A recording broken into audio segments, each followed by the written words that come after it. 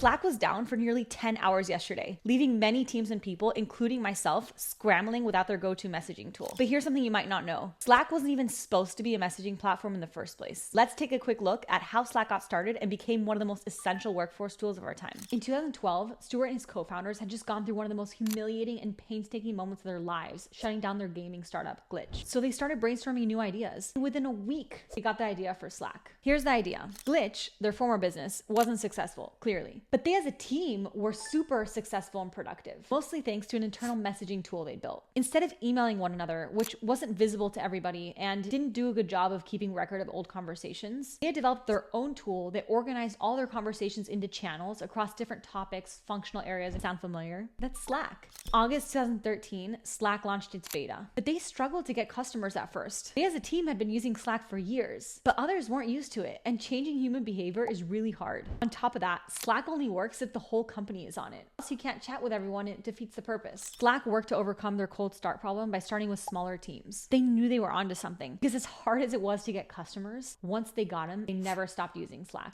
In February 2014, they released Slack to the public app store. Within just 2 to 3 weeks, they sold $1 million worth of Slack. They went from being just a 10 to 12 person company to 80 by the end of that year alone. By 2016, they were 320 people, and 3/4 of the company had only been working there for under a year. By 2019, they had 12 million daily active users. Today, Slack is worth 26 billion. That's the story.